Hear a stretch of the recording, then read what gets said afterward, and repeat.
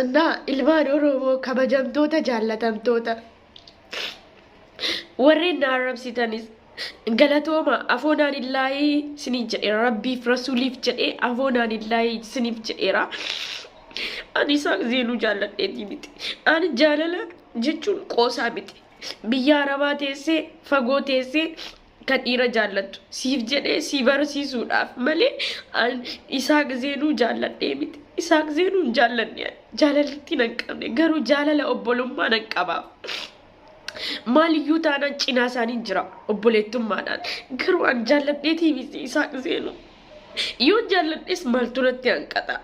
Oma garuu immoo ani isaaq zeenuu fooloon isaa danatu sabskraayibii 33 qaba malee sabskraayibii qaba. Aniyyuu isa qaqqabaan jira amma tiktok irraa namni hin beeku fooloo godhanii dagana ammas isin baradhaa jedheeti ilmaan Oromoo shamarran nan arrabsina isin jechuun anaaf qaaliidha.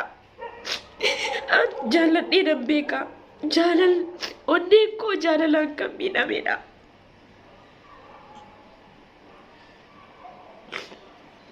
Isin anaaf qaaliidha ilmaan Oromoo. Ani hedduun isin jaalladha hedduun isin kabaja isa dhugaa rabbii jechuudha. Ani isaaq zeenuu keessan jaalladheetii miti. Hedduun keessan na arrabsitanii jirtanii keessoodhaan hedduun keessan na darartanii jirtan garuu ani immoo isaaq zeenuu jaalladheetii miti. Baallaa yoo rabbii keessan sodaattanii rabbiif jecha afoonaan illaahi naa jedha rabbiif rasuulii jecha afoonaan illaahi naa jedha. Warreen na arrabsitanis an rabbiif jecha afoonaan illaahi isinii jedheera garuu immoo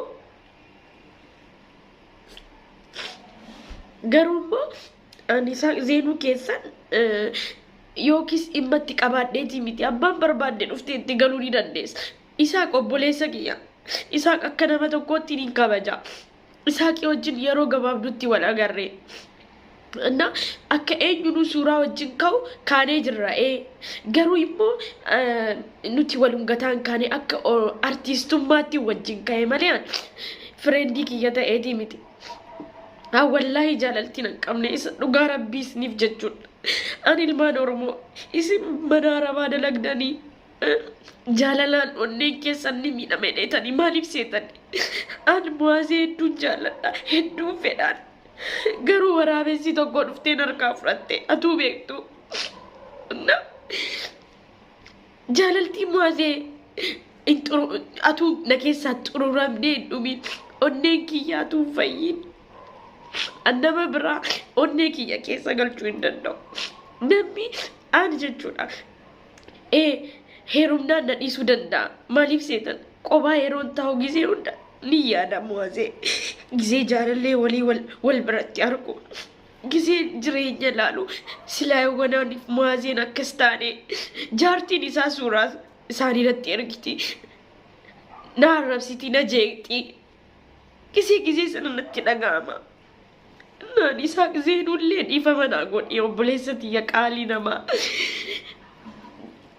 Naan isaaq zeenuu kabajaadhaan dhiifama naa godhi yaa obboleessa tiyya. Namni dhiifama namaan godhi immoo hin jiru duniyaa kanarra. An jechuudha. Yaa shamarran Oromoo isin dadhabdanii jirtanii biyya arabaatti.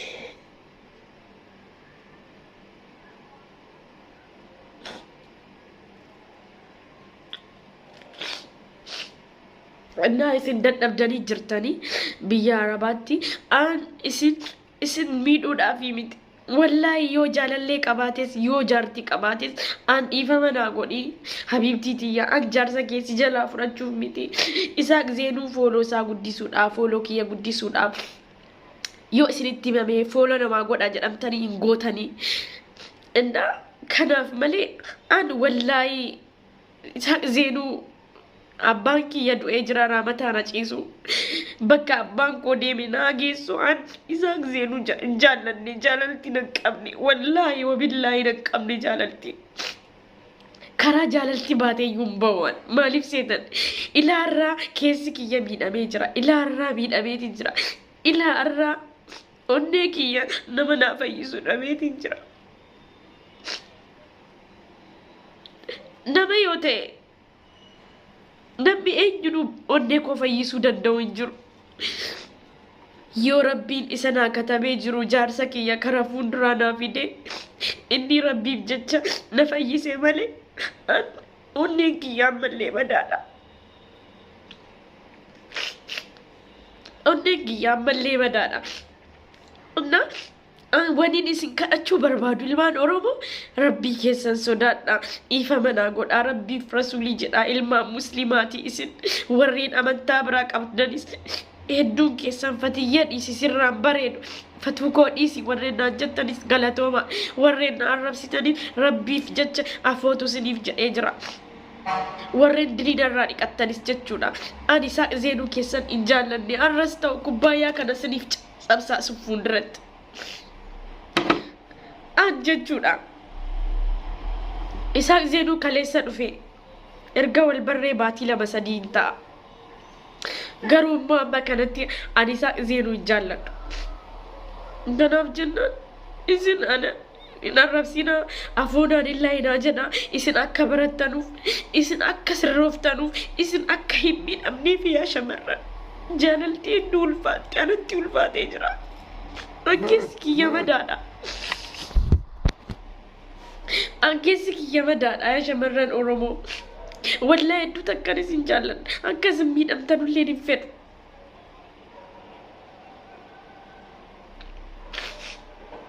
Annaa jechuudha. Ani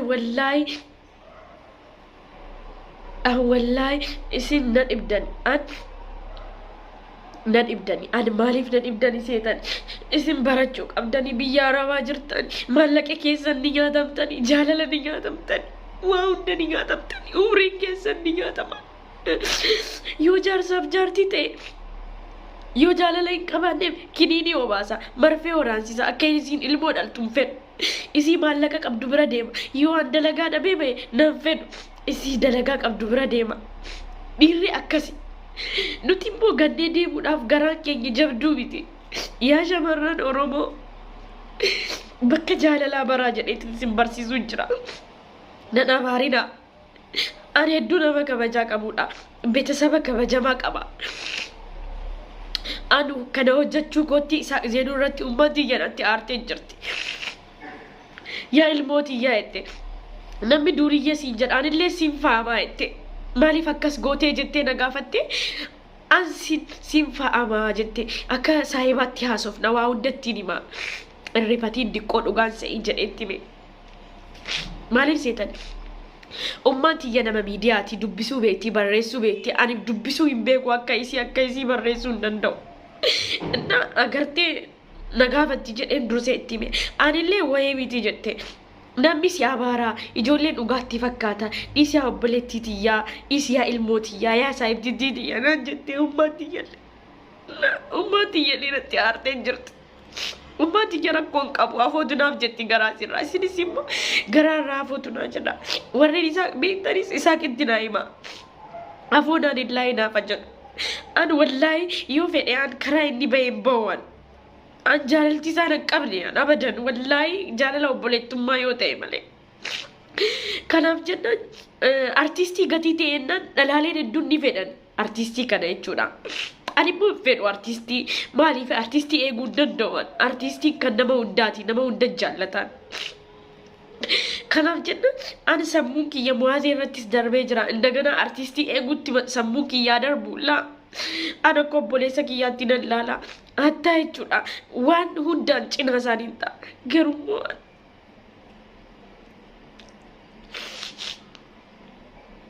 isin nan arrabsinaa. Artistii Isaaq Zeenuu anaaf obboleessa.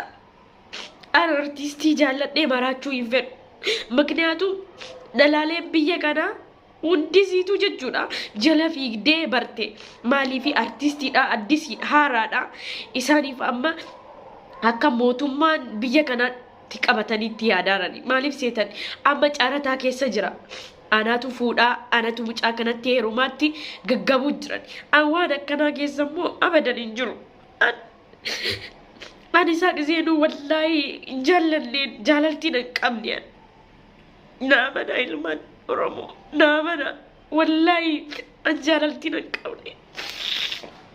እና በቃ nama kabajamtuudha haati tiyyallee ummaan tiyyallee dafii ummata miidiyaas ifama gaafadhu ibsi dafii akka ati jaalalti si qabne naan jette ifama naa godha an jaalalti abadan nan qabdu bakka nan qabdu an onneen kiyya miidhamaadha ani siniif jajjammoo asirratti bahee gisee hundammoo siniif himu inni duraan boo'ellee waa takka faayidaa naaf finne